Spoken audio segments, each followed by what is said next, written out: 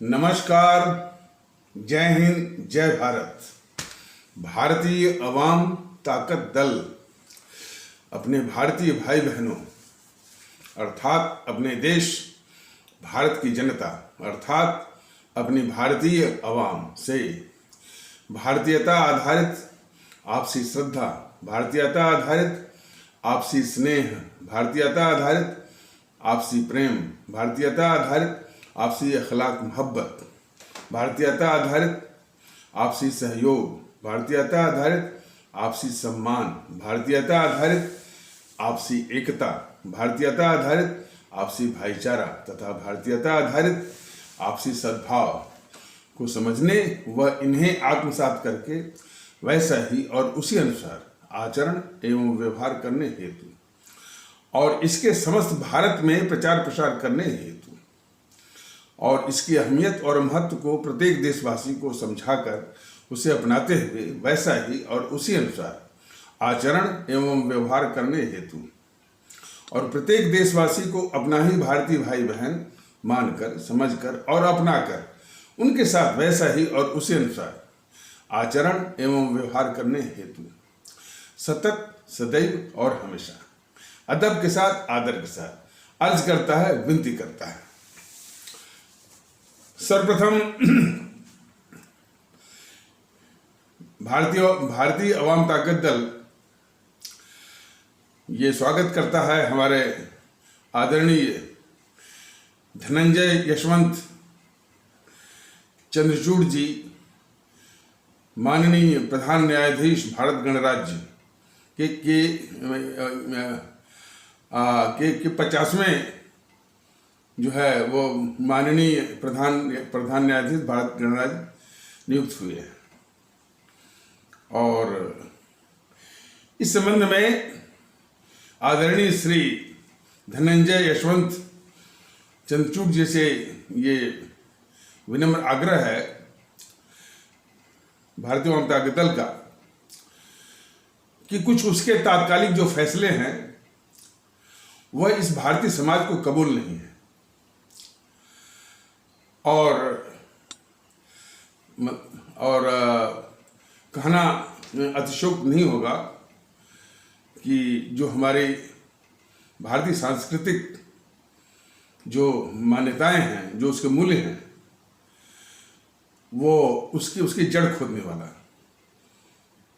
नाम और यदि याद दिलाने की आवश्यकता है तो खास करके जो अभी हाल में एडल्ट्री, व्यभिचार को अपराध के दायरे से बाहर कर देना, होमोसेक्सुअलिटी को भी अपराध के दायरे से बाहर कर देना और लेस्बियन जो एक्टिविटी है उसको भी अपराध के दायरे से बाहर कर देना।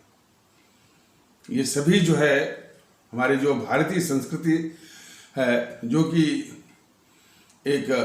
उसकी एक वैवाहिक व्यवस्था है और बहुत पुख्ता व्यवस्था है, जिसकी सराहना विश्व में की जाती है कि भारत की जो वैवाहिक व्यवस्था है वो विश्व में इम्पैरेलल है, अप्रतिम है। तो ऐसे सामाजिक परिवेश में ऐसे समाज की जो सांस्कृतिक जो मान्यता है, जो जिसमें विवाह की व्यवस्था है, उसमें एडल्ट्री या व्यभिचार को जो है अपराध से बाहर कर देना जो है, यह हमारे भारतीय सांस्कृतिक मूल्यों और उसकी नींव पर सीधे कुठाराघात है। तो मैं और भारतीय अवाम ताकत दल आदरणीय श्री धनंजय यशवंत चंद्रचूड़ जी, माननीय प्रधान न्यायाधीश भारत गणराज्य से ये विशेष विनती है कि जैसे भी हो स्वतः संज्ञान लेकर के और उचित इसकी पीठ बेंच बिठा करके सबको जो है इसको निरस्त करवाएं। यदि ऐसा नहीं करेंगे तो यह देश और आगे आने वाली पीढ़ियां कभी भी न्यायपालिका को माफ नहीं करेंगी। और सुनने में आया कि एक कोई 10-12 साल की बच्ची थी शायद दिल्ली की, वो हरियाणा के दरिंदों ने उसके साथ बहुत ही जघन्य अमानुषिक व्यवहार भी किया और उसकी हत्या कर दी।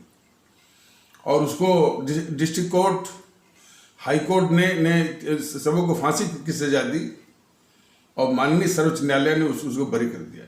यह भी एक बहुत बड़ी त्रुटि है माननीय सर्वोच्च न्यायालय की। शायद उसी के संबंध में जो है कुछ धड़ा प्रदर्शन भी हो रहे हैं। भूल सुधार मनुष्य की प्रकृति में है, उसके स्वभाव में है। और ये सब यदि कदम उठाए जाएंगे तो जिस बात की बराबर चिंता करता रहता है माननीय सर्वोच्च न्यायालय की अभी भी जनता का भरोसा है, तो उस भरोसे को काम करने के लिए आदरणीय श्री धनंजय यशवंत चंद्रचूड़ जी से विशेष आग्रह है कि इन सारे जो फैसले लिए गए हैं माननीय सर्वोच्च न्यायालय के द्वारा, उस सबको निरस्त करने के लिए जो है उचित पीठ, उचित बेंच बिठा करके स्वतः संज्ञान लेकर के सबको जो है वो निरस्त करवाएं। तो हमारे भारतीय समाज पर भी बहुत उपकार होगा और न्यायपालिका, खास करके सर्वोच्च न्यायपालिका का जो सर्वोच्च जो है अंग है माननीय सर्वोच्च न्यायालय, उसकी भी जो है प्रतिष्ठा जो है वो निखर के सामने आएगी। तो इतनी सी विशेष विनती है हमारे आदरणीय धनंजय यशवंत चंद्रचूड़ जी से। देखने में आ रहा है कि जो श्री मुलायम सिंह की निधन के बाद जो मैनपुरी की लोकसभा सीट है उसके लिए भी चुनाव हो रहे हैं और चुनाव में समाजवादी पार्टी और भारतीय जनता पार्टी फिर वही जाति गणित के आधार पर उम्मीदवार जो है वो खड़े कर रही है और उसके अनुसार वो प्रयास कर रही है। ये जातिवादी और विखंडनकारी ताकतें हैं। भारतीय जनता दल अपनी आवाम से कई बार समझा भी चुका है और यह सत्य भी है। लेकिन उससे बड़ा सत्य यह है, जो कड़वा सत्य है, कि हमारी आवाम जो है, हमारे जो आदरणीय भारतीय भाई बहन हैं, अभी भी जातिगत दलदल से बाहर जो है जातिगत दलदल से बाहर आ नहीं पाए। चूंकि उसी जाति दलदल में हमारे भारतीय भाई बहन अब विशेष करके, और कहने में संकोच नहीं, विशेष करके हमारे यादव कहे जाने वाले जो भारतीय भाई बहन हैं अभी भी उसी जाति दलदल में इस तरह से अभी भी फंसे हुए हैं कि समाजवादी, अपने को समाजवादी कहने वाली जो पार्टी है, जो कि घोर जातिवादी है और घोर जो है विघटनकारी ये ताकत है, अभी भी इसी बुराई पर जो है अपना इसी बुराई पर अपना जो है जातिवादी जो है राजनीति कह लीजिए या जातिवादी चुनावी साजिश जो भी कह लीजिए, अभी भी वो करने पर उतारू है। तो वो उतना दोषी नहीं है।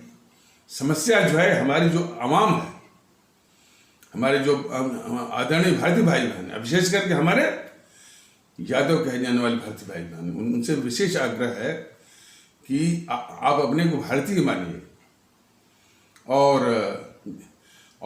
कम से कम यदि आप शुरुआत करेंगे तो औरों को सीख मिलेगी। और इस देश में भारतीयता के माहौल को आना बहुत जरूरी है। पढ़े लिखे आप भी हैं, देश का महत्व आपके लिए भी है और देश के लिए ये जातिवाद का जो जहर है, जातिवाद का जो दंश है, सबसे खतरनाक है।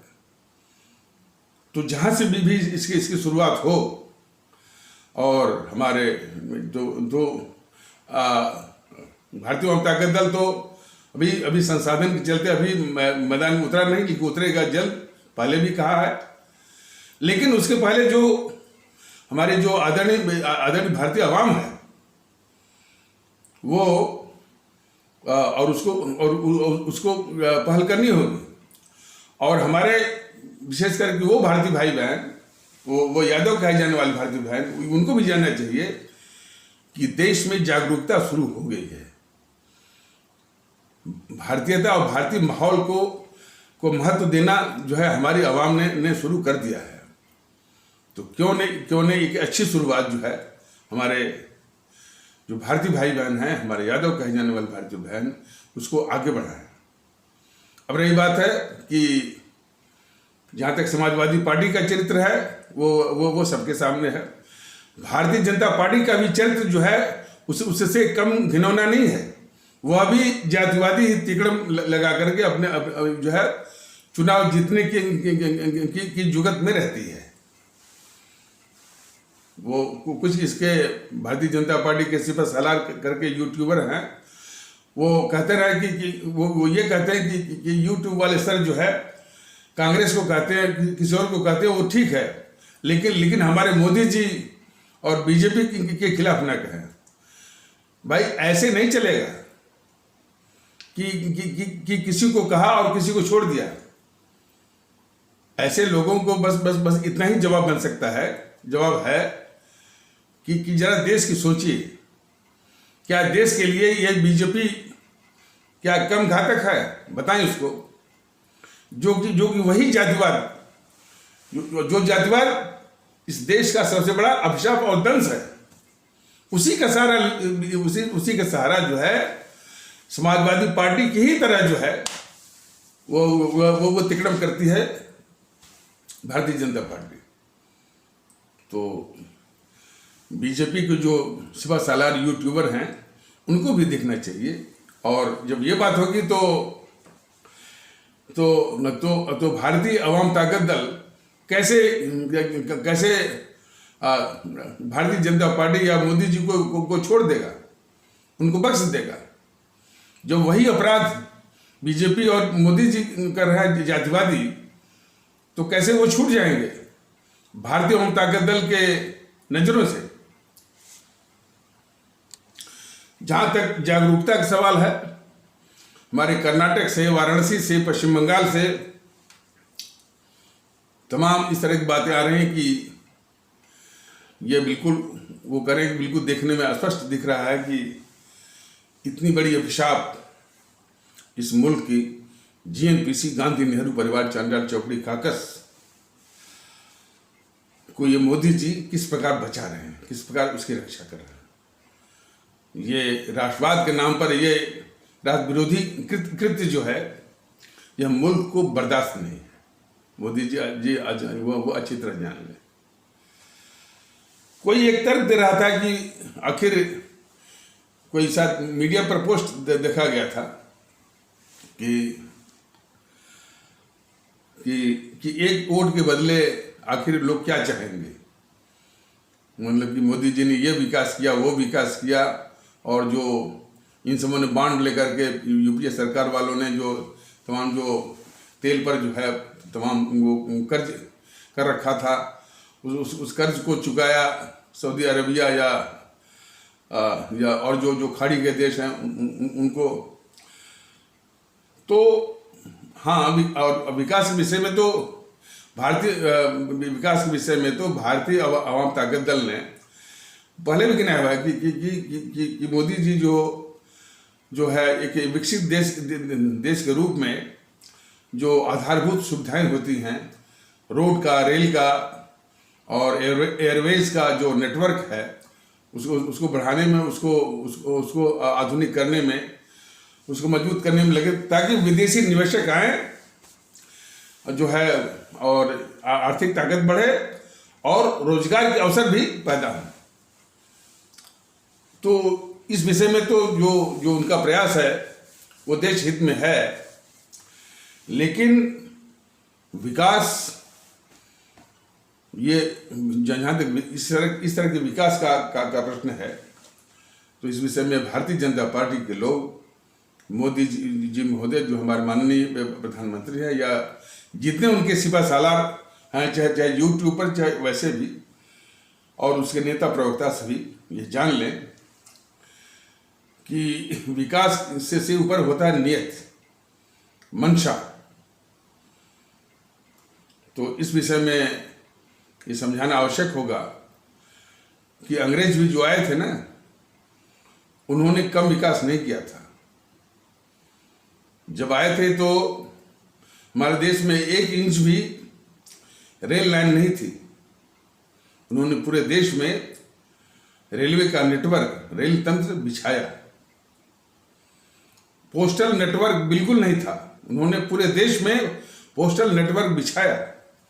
टेलीग्राफ का नेटवर्क बिल्कुल नहीं था, उन्होंने पूरे देश में टेलीग्राफ का नेटवर्क बिछाया। और न्यायपालिका की व्यवस्था की, एक लोअर कोर्ट से लेकर के फेडरल कोर्ट तक। कई महत्वपूर्ण ऐतिहासिक भवन भी बनवाए। जो वायसराय हाउस, जो कि इसमें राष्ट्रपति भवन है, असेंबली हाउस जो कि इसमें पार्लियामेंट हाउस है, सेंट जॉर्ज की जो बिल्डिंग है जो मद्रास या चेन्नई में है, विक्टोरिया हाउस और फोर्ट विलियम जो कि कलकत्ता में, इस तरह के तमाम ऐतिहासिक भवन भी बनवाए। लेकिन इतना करने के बाद भी वो अंग्रेजी सरकार भारत की हो न सकी, भारत की नहीं हुई। और उसने $45 ट्रिलियन, $45 ट्रिलियन लूट करके इंग्लैंड जो है वो ले गई। ये यथार्थ है। मोदी जी लूट नहीं रहे हैं, हम ये बिल्कुल बिल्कुल, लेकिन लूटने वाली ताकतों को संरक्षण दे रहे हैं। जिन्होंने देश को लूटा है उसको ये बचा रहे हैं, ये इनकी नीयत है। और जितने भी देश के दुश्मन, और वो देश के दुश्मन और भारत के दुश्मन, वो किसी भी क्षमता में हो, राजनीतिक दल के रूप में हो, बौद्धिक वर्ग के रूप में हो, मीडिया के रूप में हो, पत्रकार के रूप में हो, जिस रूप में हो, वह उनको पूरा संरक्षण मिल रहा है मोदी जी के द्वारा और मोदी जी की सरकार के द्वारा। यह किसी भी जो हमारे भारतीय भाई हैं, जिनको भी इस मुल्क की चिंता है, उनके लिए यह नाकाबिले बर्दाश्त है।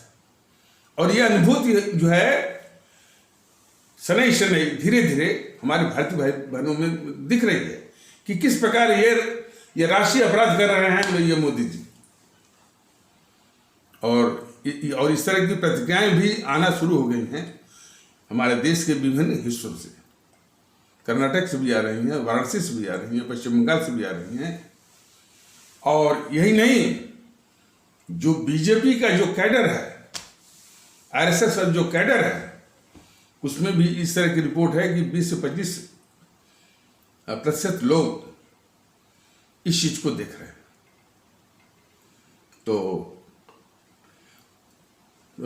इस संबंध में भारतीय अवाम ताकत दल का यह अनुरोध है कि हमारे सभी भारतीय भाई बहन, हमारे 135 करोड़ या 140 करोड़ भारतीय भाई बहन, और उनमें जो ये कार्यकर्ता और पदाधिकारी हैं बीजेपी के और आरएसएस के, यदि उनको मुल्क की चिंता है और राष्ट्र उनके लिए सर्वोपरि है, राष्ट्र का हित सर्वोपरि है, तो इस बात पर जरूर गौर करें कि मोदी जी आखिर ये क्या कर रहे हैं।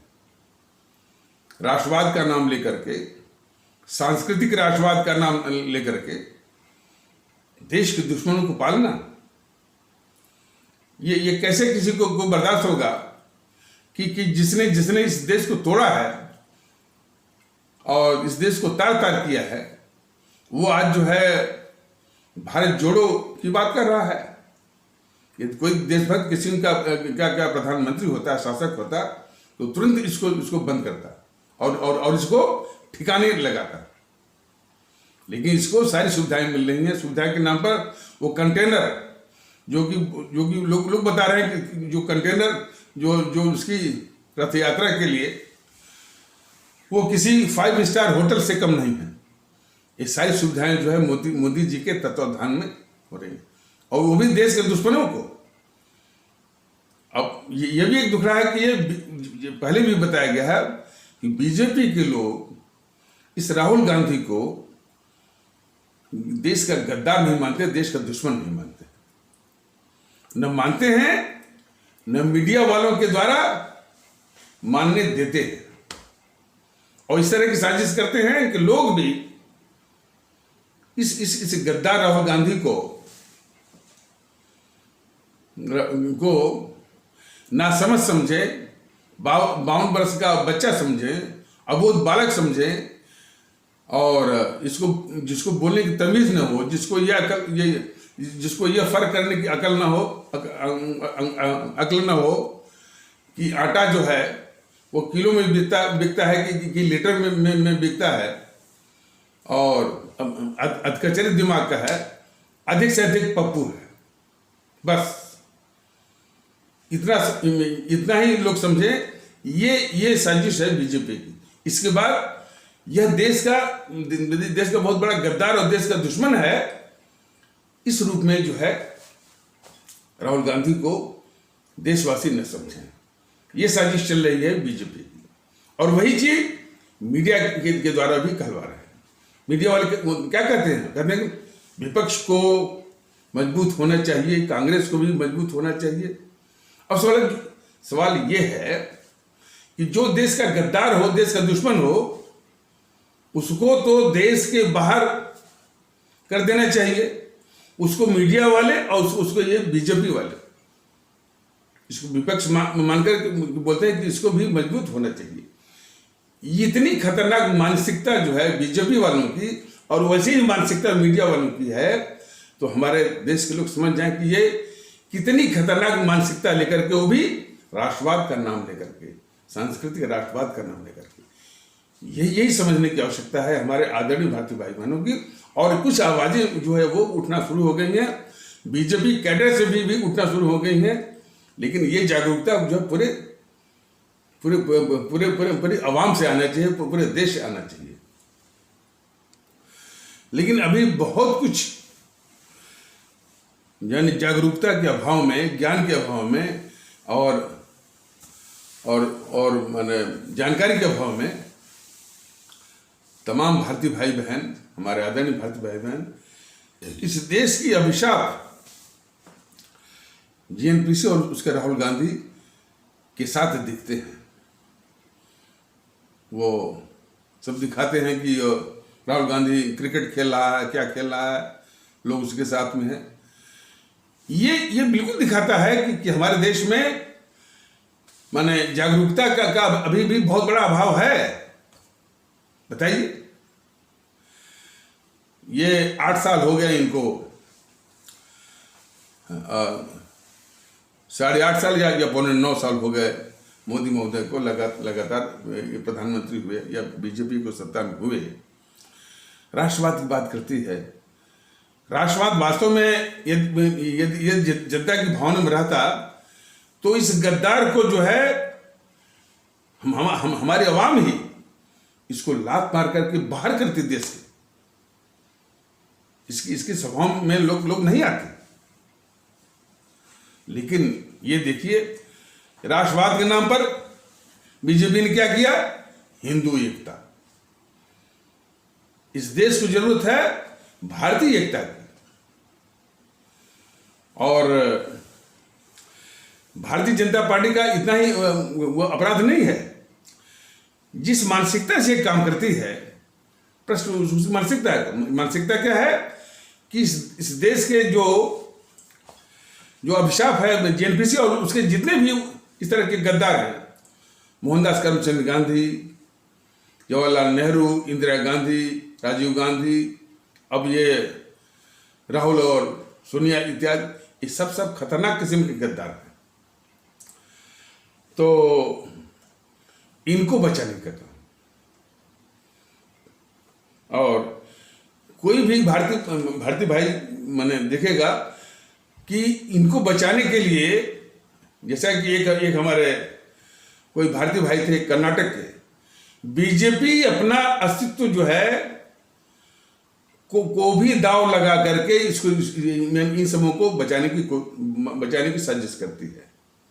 जरा आप लोग कल्पना करिए ना कि इतनी बड़ी देश की लुटेरी जीएनपीसी और उसका राहुल गांधी जब ये मोदी जी को कहता है कि चौकीदार चोर है, तो मोदी जी और बीजेपी वालों का इतना सा नैतिक बल वो जुटा नहीं पाते हैं ये कहने के लिए कि भाई सबसे बड़े डकैत तो तुम हो राहुल गांधी, तुमको कहां से ये नैतिक अधिकार मिल गया कि तुम दूसरे को जो है चोर कहो।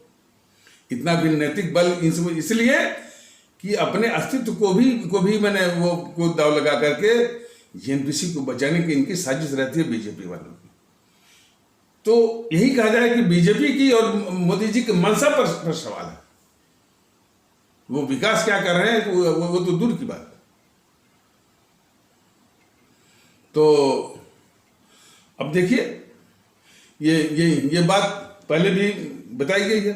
और सबसे बड़ी मैंने जो बात अनुभव की है, हमारे यानी जिन लोगों ने यानी इस देश की आज़ादी के लिए अपने प्राण दिए, खून बहाया, और उनको इस जेएनपीसी ने पृष्ठभूमि में रखवा दिया, उनको नीचे दबा के रखा, और देश में इन गद्दारों के प्रति एक जहरीला वातावरण किसका, महिमा मंडन का। अब बताइए कि इन सबों ने, मोहनदास करमचंद गांधी ने और जवाहरलाल नेहरू ने, हमारे परम आदरणीय राष्ट्र महानायक, राष्ट्रभक्त शिरोमणि नेताजी सुभाष चंद्र बोस के साथ क्या व्यवहार किया, इसकी कुछ जानकारी भारतीय जनता दल ने अपने आवाम के सामने इसी यूट्यूब के माध्यम के पैगाम के माध्यम से दिया हुआ है। ये देश देख रहा है, और इसीलिए बार बार कहता है कि हमारे देश में जो है जो माहौल होना चाहिए वो सिर्फ हमारे नेताजी सुभाष चंद्र बोस का माहौल होना चाहिए, हमारे भगत सिंह का माहौल होना चाहिए, हमारे बाबा साहब अम्बेडकर जी का माहौल होना चाहिए, हमारे अमर शहीद चंद्रशेखर आज़ाद का माहौल होना चाहिए, हमारे अमर शहीद अशफाक उल्लाह का माहौल होना चाहिए, हमारे अमर शहीद खुदीराम बोस इत्यादि का माहौल होना चाहिए, और हमारे जो है अमर शहीद सुब्रमण्यम भारती जो कि तमिलनाडु के थे, खुदीराम बोस जो है मुजफ्फरपुर बिहार के थे, झांसी की रानी हमारी मैंने श्रीमती रानी, अमर शहीद श्रीमती रानी लक्ष्मीबाई झांसी से थी, और अमर शहीद श्रीमती रानी चंद्रमा कर्नाटक से थी, और अमर शहीद श्रीमती रानी गडेलू नागालैंड से। देश के कोने कोने से लोगों ने तो उनके माहौल होने की आवश्यकता है। तो हमारे आदरणीय भारतीय भाई बहन ये देखें कि जिस माहौल की आवश्यकता है उसके विपरीत इसे गद्दार मोहनदास करमचंद गांधी के माहौल को ही ये बीजेपी वाले जिस जहरीले वातावरण को इस जेएनपीसी ने पैदा किया उसी को ये जारी रखे हुए हैं। जब कोई अवसर आता है तो लोग वही जो समाधि है इस मोहनदास करमचंद गांधी की वहीं पर जाते हैं, और कोई भी विदेशी राजनयिक आता है तो उसको भी ले जाते हैं। कितना दुख होता है। ये सारा सम्मान पाने के हकदार सिर्फ हमारे परम आदरणीय राष्ट्र महानायक, राष्ट्रभक्त शिरोमणि नेताजी सुभाष चंद्र बोस जी का है। इस गद्दार मोहनदास करमचंद गांधी का ये हक बिल्कुल नहीं है। राष्ट्रीय सम्मान, अंतर्राष्ट्रीय सम्मान के सिर्फ हकदार हैं हमारे परम आदरणीय राष्ट्र महानायक, राष्ट्रभक्त शिरोमणि नेताजी सुभाष चंद्र बोस हैं, न कि ये गद्दार मोहनदास करमचंद गांधी है। लेकिन इतने बेशर्म है सब ये बीजेपी वाले, इतने बेशर्म है ये मोदी जी, इनको शर्म नहीं आती। वो अटल बिहारी वाजपेयी जब प्रधानमंत्री था, देखिए लोग कहते होंगे कि आप सम्मानजनक ढंग से उनको संबोधित नहीं कर रहे हैं। हमारे आदरणीय भारतीय भाई बहन को मैं अच्छी तरह से बताना चाहता हूं, भारतीय जनता दल और मैं, हमारी जो आदरणीय आवाम है उसको सत नमन, पूरी नम्रता। लेकिन वो देश के दुश्मन जो कि जेएनपीसी को बचाते हैं उनको सम्मान कतई नहीं मिल सकता। भारतीय जनता दल से कतई नहीं मिलता। बल्कि लोग तो कहते हैं कि अपराधी को बचाने वाला उसी स्तर का अपराधी होता है, देश के गद्दारों को की रक्षा करने वाला उसी स्तर का गद्दार होता है। तो वाजपेयी वगैरह जो है उसी श्रेणी में आते हैं कि इन सारे गद्दारों को, नेहरू, इंदिरा को बचाने वाले जो है, रक्षा करने वाले, ये वाजपेयी, नेहरू, इंदिरा, राजीव और राहुल को बचाने वाले ये अटल बिहारी वाजपेयी। इनका भी एक इतिहास है, इनका भी एक काला इतिहास है इनको बचाने का। तो बल्कि जबकि 1984 में वो इंदिरा गांधी की हत्या के बाद ये कांग्रेसी बड़े आशोपेश में थे, क्योंकि वरीयता आती थी प्रणब मुखर्जी की। तो और प्रणब मुखर्जी बनाए कि न बनाए, यही धीरे से इशारा कर दिया, यही अटल बिहारी वाजपेयी कांग्रेसियों को कि देखते क्या हो, राजीव को बना दो। जो राजीव एक पंचायत का भी चुनाव, हालांकि वो शायद एमपी बन गया था, सीधे इस देश का प्रधानमंत्री, क्या क्या ब्लंडर, क्या क्या अपराध किए गए हैं। और वो अपराध कराने में वाजपेयी का भी हाथ है, अटल बिहारी वाजपेयी का भी। और जैसा कि पिछले कुछ एपिसोडों में बताया गया है कि जो बोफोर्स की लूट है और उसका जो मास्टरमाइंड है कुत्रोची, इटालियन कुत्रोची, जब तक ये वाजपेयी 6 साल 1998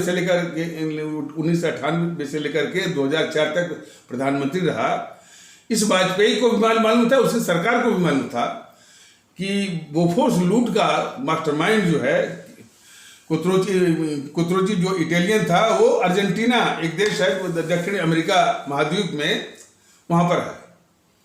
लेकिन ये वाजपेयी जानबूझ करके उसको भारत प्रत्यार्पण या इमाइग्रेट या रिपैट्रिएट नहीं करवाया जानबूझकर, सिर्फ इसलिए उस जो बोफोर्स लूट का जो मैंने लुटेरा था वो राजीव गांधी, उसको बचाने के लिए। इसलिए वाजपेयी ने जानते हुए कुत्रोची को अपने 6 साल के कार्यकाल में उसको प्रत्यार्पित रिपैट्रिएट नहीं करवाया। और तो और जब ये राहुल गांधी अमेरिका में बोस्टन शहर में कई विदेशी करेंसी के साथ ड्रग स्मगलिंग करते हुए पकड़ा गया, तो इसको वही जगाया इसका प्रधान सचिव ब्रजेश मिश्रा।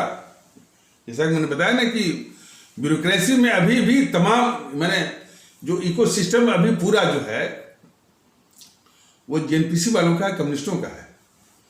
तो उसी में एक कांग्रेसी चमचा जो है वो ब्रजेश मिश्रा, जो कि उसी को रखा था वाजपेयी अपना प्रधान सचिव, रात के 12 बजे जो है सोनिया के कहने पर वो ब्रजेश मिश्रा इनको जगाता है और ये जाग जाते हैं। ये है जीएनपीसी के नौकर की तरह जागते हैं और जो है वहां के राष्ट्रपति को फोन करते हैं और उस ड्रग स्मगलर राहुल गांधी को बचाते हैं। ये चरित्र है बीजेपी के अटल बिहारी वाजपेयी का। मैंने बताया था ना कि जब ये बातें तथ्य वो रखे जाते हैं तो बीजेपी के जितने सिपहसालार करके हैं, जो खास करके उसके सिखाए पढ़ाए छुट भैये पुरानी बातें क्यों लाते, पुरानी बातों से ही तो जो है बीजेपी का असली चरित्र जो है सामने आता है। अब बीजेपी का असली चरित्र जानना जो है इस देश के लिए बहुत जरूरी है। और मान लीजिए मैं एक क्षण के लिए इनकी व्यवस्था की भी बात कर लें। जब से मोदी जी का शासन आया है, या योगी जी का जो भी है, योगी जी पर बहुत इतराते हैं बीजेपी वाले। और तो जब से आया है बस एक डिजिटल पेमेंट, डिजिटलाइज। लेकिन क्या ये मोदी जी खुद बताएं कि क्या इनकम टैक्स, कस्टम और एक्साइज और दफ्तरों में भ्रष्टाचार क्या खत्म हो गया? लोग बताते हैं कि खत्म नहीं हुआ, बल्कि उसके रेट बढ़ गए, भ्रष्टाचार महंगा हो गया। मोदी जी पता नहीं आपको मालूम है कि नहीं मालूम। तो इस तरह से झूठ बोलना कि हमने डिजिटलाइज कर दिया, डिजिटल पेमेंट कर दिया, यूपीआई कर दिया, और जो है किस तरह से ये कस्टम के अधिकारी, एक्साइज के अधिकारी, इनकम टैक्स के अधिकारी जो है वो रिश्वत के लिए वो परेशान करते हैं, ये पता है कि नहीं आपको? ये सब जानकारी है आपको। तो ये राष्ट्रवाद का जो मुखौटा है ये बिल्कुल झूठा है, और वो देश विरोधी हरकत है आपकी और आपके सरकार की। और उसी तरह से ये जो झूठा इनका दावा है योगी आदित्यनाथ महोदय का, जो माननीय मुख्यमंत्री हैं उत्तर प्रदेश के, अपराध खत्म कर दिया, सारे माफियाओं का अंत कर दिया, बुलडोजर चला दिया, और बुलडोजर बाबा की खिताब भी लूट लिया। क्या अपराधियों के हौसले कम हुए हैं? खुद योगी आदित्यनाथ महोदय ही बता दें। अभी कुछ दिनों की बात है, शायद एक आध हफ्ता या 10 दिन, योगी जी की नाक के नीचे लखनऊ में ही कोई बच्ची थी हमारी, वो कुछ 3 व्हीलर के कुछ इस तरह से अपराधी थे, अमानुषिक व्यवहार, जिसको आप लोग रेप या बलात्कार कहते हैं, वो हुआ है। तो अपराधियों के हौसले कम नहीं हुए। इस संबंध में भारतीय जनता दल ने बहुत पहले कहा कि भारतीय जनता दल का जब व्यवस्था होगी तो इसका पूरा प्रयास होगा, और उसको सुनिश्चित भी करेगा कि खौफ जो है वो अपराधियों के, जो अपराध सोचते होंगे, अपराध या आपराधिक वृत्ति की बात करते होंगे, सोचते होंगे, उनके दिमाग में होगा। हमारी आवाम, हमारी जनता जो है बेखौफ रहेगी। तो जो जनता को चाहिए पहले कि वो बेखौफ रहे। खौफ जो है वो आपराधिक सोच वालों तत्वों के दिमाग में हो। और इसके पहले भी कई बड़ी महत्वपूर्ण बात बताई गई है कि हमारे भारतीय भाई बहनों का एक बहुत बड़ा तबका है जो कि कहता है कि भैया हमको ये रोजगार और फलाने expressway, highway, dedicated freight corridor से कोई मतलब नहीं है। हमको तो सुकून चाहिए, हमको सम्मान चाहिए।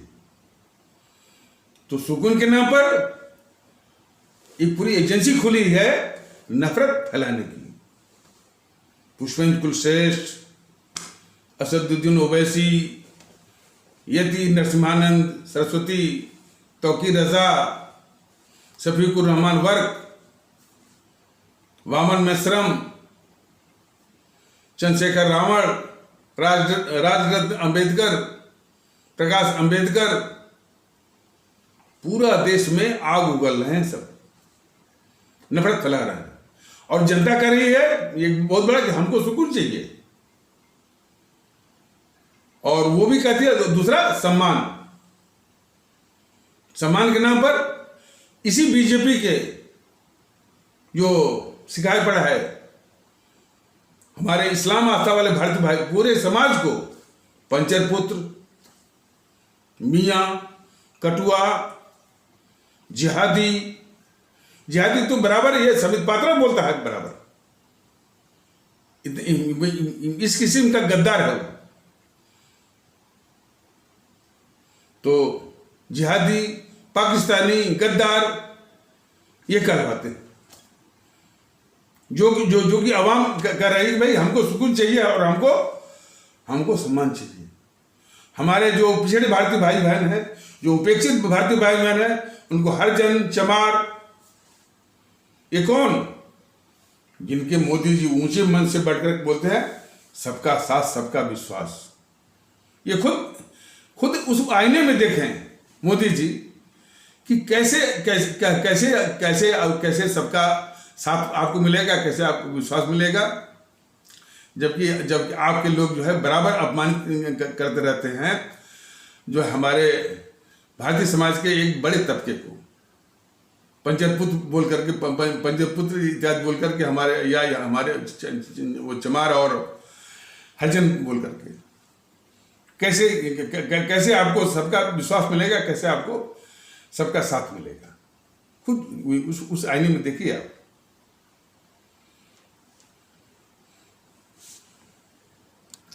ये जो नफरत फैलाने वाले हैं उनकी विचित्रता ये है, विशेषता ये है कि जैसे हिमांशु त्रिवेदी है या ये पुष्पेंद्र कुलश्रेष्ठ है, दो को लीजिए, ये सिर्फ जो है इस्लाम आस्था वाले भारतीय भाई बहनों पर ही आक्रमण करते हैं सर।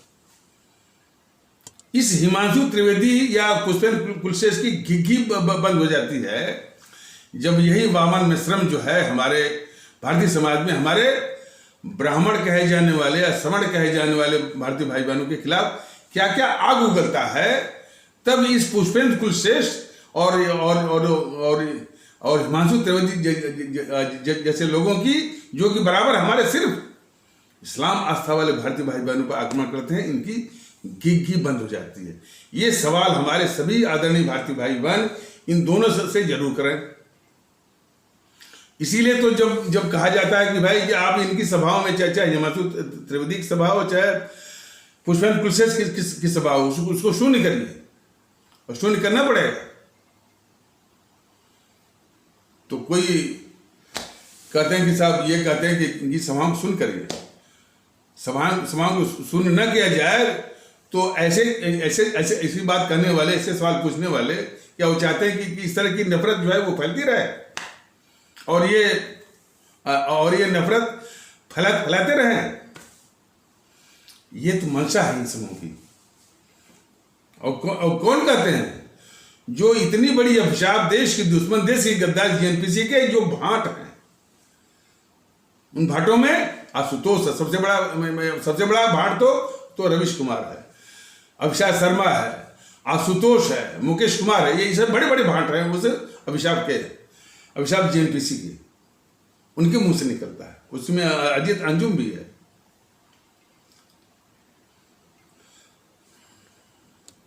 इसलिए भारतीय ओम ताकत दल, विशेष करके हमारे हिमाचल और गुजरात के जो आदरणीय भारतीय भाई बहन या आदरणीय मतदातागण भारतीय भाई बहन, उनसे ये विनती है कि आप भारतीयता के आधार पर एक होइए।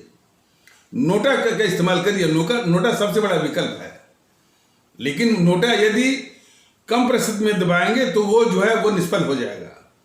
इसको 95% के आसपास करिए, तब वो अपना असर दिखाएगा। तो इसके बाद यदि कोई इसमें तिकड़म भी होगा, वो इलेक्ट्रॉनिक तिकड़म जो भी होगा वो भी सामने आ जाएगा। तो उसका आना जो है बहुत जरूरी है।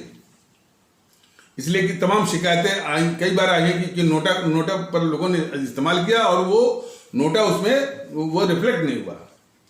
और माननीय सर्वोच्च न्यायालय का उसमें एक फैसला भी है कि नोटा का कुछ भी प्रतिशत हो जाए लेकिन वो मान्य नहीं होगा, इस तरह का फैसला भी है।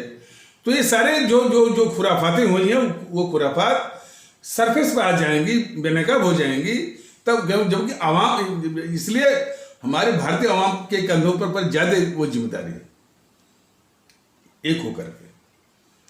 लेकिन ये करीब 4.5 साल से ये भारतीय जनता दल अभी यूट्यूब के माध्यम से जो निवेदन कर रहा है, अभी भी अब जैसे जो चुनाव हो रहा है मैनपुरी वाला, और इनके स्वर्गीय मुलायम सिंह के निधन के बाद तो फिर वही जातिवाद, तो यही तो निवेदन कर रहा है कि हमारे जो भारतीय भाई बहन हैं, विशेषकर हमारे यादव कहे जाने वाले भारतीय भाई बहन और सवर्ण कहे जाने वाले भारतीय बहन, इसमें पहल लें, भारतीयता को अपनाएं, जातिवाद के दंश को जो है वो दफन करें, भारतीयता के आधार पर एकता का माहौल लाएं। और समाजवादी पार्टी हो चाहे बीजेपी हो, इनको नष्ट में नाबूद करें, इनके हौसले को पस्त करें। यही तो मौका है। कोई बल्कि निर्दलीय किस्म का वो भी खड़ा हो सकता है। इनके हौसले, चाहे समाजवादी पार्टी हो चाहे भारतीय जनता पार्टी हो, इनके हौसले को पस्त करना वो राष्ट्र के हित में है और अनिवार्य है। एक इंटरव्यू देखा गया था को वो शायद के अन्नामलाई करके कोई बुद्धिजीवी हैं तमिलनाडु के, शायद वो बीजेपी में हैं, जो भी है, और उनके विषय में कोई श्री अय्यर करके बता रहे थे कि तमिलनाडु में जितने भी मीडिया है 90% जो है वो डीएमके के कब्जे में है, और डीएमके सिर्फ जो है तमिल भाषा और तमिल का ही जो है वो उफान वो करती रहती है। यानी भारतीयता के माहौल को पूरा नष्ट करके तमिल और तमिल भाषा इसी का जहर वो बढ़ती रहती है डीएमके।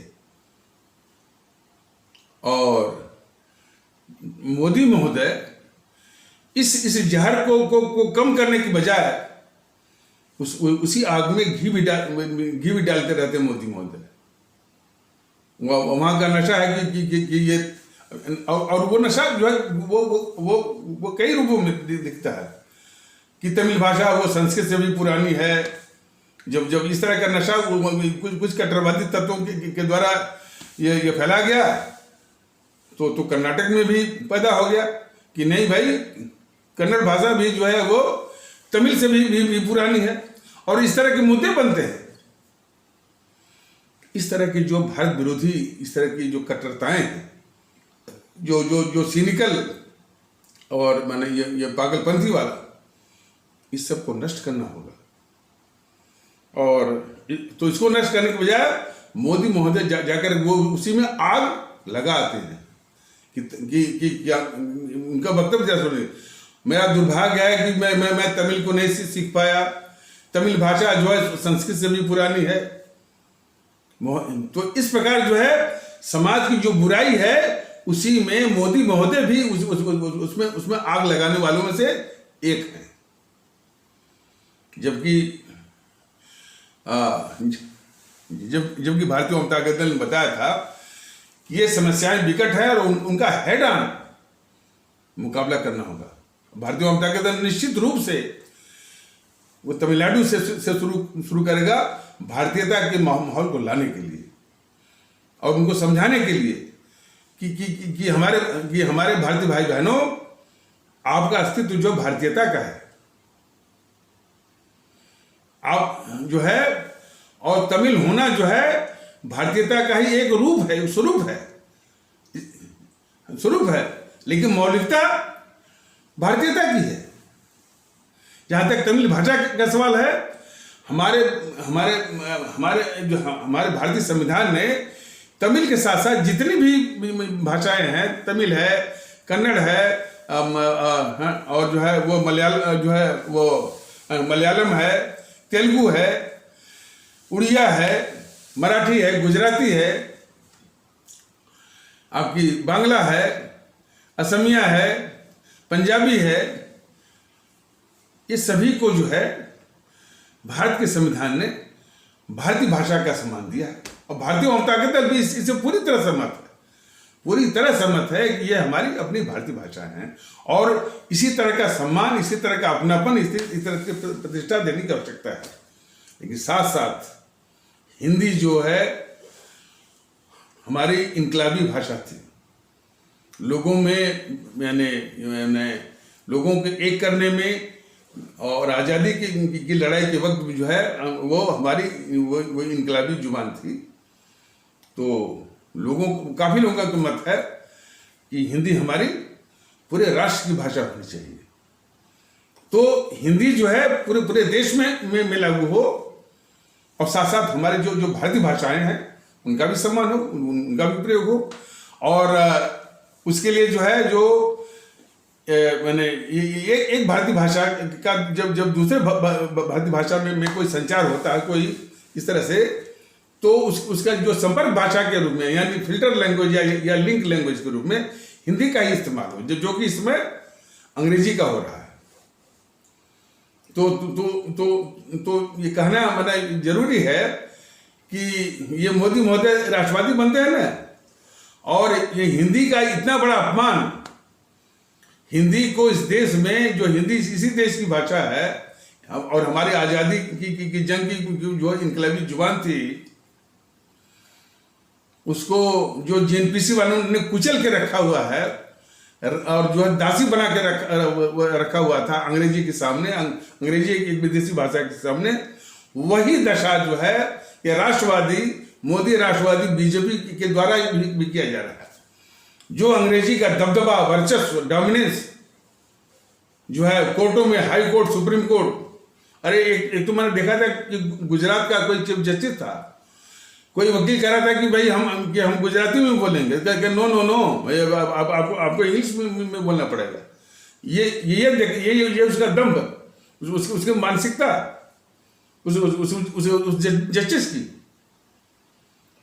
तो मतलब निश्चित रूप से इस माहौल को चाहिए कि ऐसे नशाबाजों को सबक सिखाएं। इस देश की भाषा जो है हिंदी है, इंग्लिश नहीं है। और वही वर्चस्व जो है संघ लोक सेवा आयोग में भी है। मंत्रालय जो मंत्रालय की फाइलिंग देखिए इंग्लिश से पड़ी पड़ी है, लेकिन उससे भी बड़ा दंश है यही कट्टरवादी तत्व जो है हिंदी को किस दशा में पहुंचा दिए कि हिंदी में से जितने भी उर्दू के शब्द थे निकाल करके उस हिंदी को बेदम कर दिया और उसमें संस्कृत के शब्द ठूस दिया। अब वो हिंदी अटपटी हो गई, और वो अटपटी होते ही जो है हिंदी विरोधियों के हाथ में एक बहुत बड़ा हथियार आ गया, और उसी को पुष्ट करता है ये जो है वो ये सुधांशु त्रिवेदी।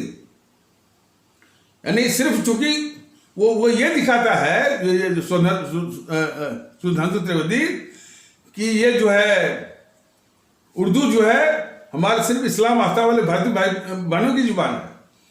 अरे बेवकूफ कहा जाए या भारत विरोधी भी कहा जा सकता है इसको, सुधांशु त्रिवेदी को।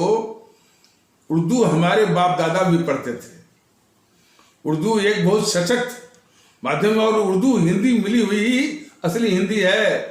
सुधांशु त्रिवेदी महोदय जब से निकाली गई है तब से हिंदी की दुर्दशा हो गई। लेकिन गुतर गढ़ने में ये सुधांशु त्रिवेदी जो है बहुत ही वो खुराफाती। अब हम क्या बताएं, सुधांशु त्रिवेदी जैसे लोग ही कट्टरवादी सोच के लोग भूतकाल में हमारे हिंदू सनातन का बहुत बड़ा नुकसान किया है। इसकी सोच को जरा देखिए, झूठी तर्क गणना जो है इसका काम है, इसका सुधांशु त्रिवेदी का। तो सुधांशु त्रिवेदी जैसे लोग जो है हिंदू सनातन का बहुत बड़ा नुकसान किया है, क्योंकि सामंतशाही जो सोच है, जो इलाइटिस्ट जो सोच है, वो बहुत ही खतरनाक होती है हमारे भारतीय समाज के लिए। तो वो उर्दू को डिमीन करने के लिए उसको और उसको डिनाउंस करने के लिए, उसको नीचा दिखाने के लिए। लेकिन सुधांशु त्रिवेदी महोदय ये जान लीजिए कि इस देश की जुबान जो है हिंदी और उर्दू मिली हुई हिंदी ही जो है वही असली हिंदी है, और वही हिंदी की असली ताकत है। और किसी को पता भी नहीं जब हिंदी उर्दू साथ में और वो बोल के देखिए ना, जैसे आप बोलिए कि ये चीज अच्छी है, लेकिन जब वो आप बोले कि ये चीज बहुत बहुत बेहतरीन है, तो कितनी जान आ जाती है उसमें। तो उर्दू जुबान इसी देश की जुबान है, तो इस तरह से अपमानित मत करो भैया। वह हिंदी के ही बराबर और हिंदी के ही संगनी वो जुबान है। लेकिन वो सुधांशु त्रिवेदी जो है बराबर उसको जो है डिमीन करता रहता है, उसको बिलिटी लॉर्ड ट्रिविलाइज, यानी उसको क्षुद्र के रूप में पेश करता रहता है। ये सबसे बड़ा राष्ट्रद्रोह है। तो बीजेपी कई रूपों में इस देश का बहुत बड़ा नुकसान कर रही है। मतलब पहला तो यह है कि हमारा देश जो है, इस देश में भारतीय एकता की आवश्यकता है, लेकिन ये चलाते हैं अंदर खाने में हिंदू एकता। और इसकी इस गतिविधि के जवाब में इधर भी है तो मुस्लिम एकता, असदुद्दीन वाली एकता वो चलती रहती है। ये दोनों समानांतर रूप में इस देश को, इस देश की एकता को, भारतीय एकता को बहुत ही क्षति पहुंचा रहे हैं। ये दोनों जो मंडली है। और देश में चाहिए सुकून, देश में चाहिए सबको सम्मान, देश में चाहिए गंगा जमुनी तहजीब, देश में चाहिए आपसी विश्वास, आपसी भरोसा। इस सबको तबाह करने के लिए सुधांशु त्रिवेदी, पुष्पेंद्र कुलश्रेष्ठ और उसी के देखा देखी जो है तौकीर रजा, शफीकुर रहमान, असदुद्दीन ओवैसी के अलावा जो ये मंडली है, मामन मेश्रम, राजरत्न अंबेडकर, प्रकाश अंबेडकर, चंद्रशेखर रावण, ये सब हमेशा हमारे समाज में नफरत ही फैला रहे हैं और नफरत की एजेंसी चला रहे हैं।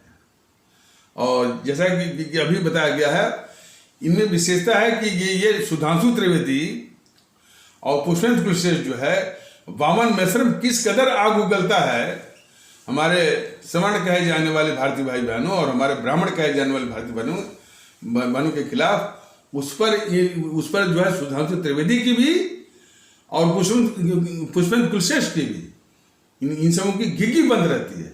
ये सिर्फ जो है हमारे इस्लाम आस्था वाले भारतीय भाई बहनों के तबके पर ही निशाना बनाते हैं। इसी से तो इनकी मंशा भी साफ दिखती है। यह देश के लिए कितने खतरनाक है सर। सुधांशु त्रिवेदी जैसे लोग, पुष्पेंद्र कुलश्रेष्ठ जैसे लोग, जो कि वामन मेश्रम, वो वामन मेश्रम जो कि हमारे समाज के ब्राह्मण कहे जाने वाले भारतीय भाई बहन, सवर्ण कहे जाने वाले भारतीय भाई बहनों के खिलाफ आग उगलता है, उस पर इनकी चुप्पी रहती है, इनकी घिघी बंद रहती है। सिर्फ इस्लाम आस्था वाले भारतीय भाई बहनों पर आक्रमण करते रहते हैं। तो ऐसे सुधांशु त्रिवेदी और पुष्पेंद्र कुलश्रेष्ठ जैसे लोग बहुत ही खतरनाक किस्म के इस देश के शत्रु हैं। तो बताया जा रहा था कि सुधांशु त्रिवेदी जैसी मानसिकता वाले जो है, इन सबों ने हिंदू सनातन का बहुत बड़ा नुकसान किया है। सुधांशु त्रिवेदी जैसे मानसिकता वाले लोग जो है, इसी जो हिंदू सनातन की जो जाति व्यवस्था है, इस पर एक शब्द नहीं बोलते हैं। वो जो जातिवाद का जो क्या कहते हैं कि जो वसीयत आई है, जो लेगेसी जो आई है, वह हिंदू सनातन में जातिवाद था। वही जातिवाद आजकल जो है वो बहुत ही विभत्स रूप धारण किया और हमारे भारत के लिए और भारतीय एकता के लिए कितना बड़ा शत्रु बना हुआ है। इस पर सुधांशु त्रिवेदी जैसे लोगों की घिघी बंद है, नंबर 1। और उसमें शूद्र बोल करके एक हमारे भारतीय समाज के बड़े तबके के साथ जो है हजारों साल तक जो है उसका शोषण, आर्थिक, सामाजिक, शैक्षणिक, राजनीतिक और कभी कभी इज्जत का, इस पर सुधांशु त्रिवेदी जैसे लोगों की घिघी, और घिघी मतलब कि इसको मानता तक नहीं है। तो जो मानसिकता इतने बड़े अन्याय को से आंख फेर लेती है, उसको उसको उसको उसको स्वीकारती नहीं है, तो वो मानसिकता जो है वो भारतीय समाज के लिए, इस देश के लिए कितनी खतरनाक होगी। तो ये सारे जो है, ये सारी जो है वो देश विरोधी जो है, भारत विरोधी गतिविधियां जो है चला रही है बीजेपी। इसी के देखा देखी तभी तो जीएनपीसी इतनी बड़ी गद्दार जो है, इसके हौसले बुलंद है, कम्युनिस्टों के हौसले बुलंद है, सपाइयों के हौसले बुलंद है। मोदी जी के जो है शासन के तत्वाधान में, यही तो भारतीय जनता दल बता रहा है कि इनके विकास को छोड़ दीजिए, मोदी जी की मंशा क्या है, उनकी नीयत क्या है, वो खतरनाक है, वो देखने वाली बात है। राष्ट्रवाद का मुखौटा और देश के दुश्मनों को पालना। हालांकि इस विषय में वो जागरूकता हो रही है, ऐसी बात नहीं है, लेकिन वो जागरूकता बड़े पैमाने पर होने की आवश्यकता है। और वो जागरूकता हो जाए ना, तो वो 1 मिनट में ये आशुतोष और अभिषेक शर्मा, रवीश कुमार और मुकेश कुमार का यही अवाम ही जो है, जो कि इतनी बड़ी अभिशाप और देश के दुश्मन जीएनपीसी के भांट जो है, उनका निपटारा वो अवाम ही कर देती।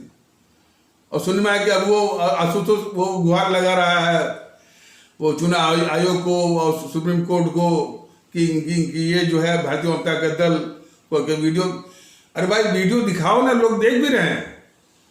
भारतीय जनता दल तो ये बोला है ना भाई, सुभाष चंद्र बोस को प्राथमिकता दो। अब ये वीडियो कुछ लंबा हो रहा है, तो इन्हीं आवश्यक शब्दों के साथ इस आवश्यक पर चर्चा को यहीं पर विराम दिया जाता है। तब तक के लिए नमस्कार, जय हिंद, जय भारत।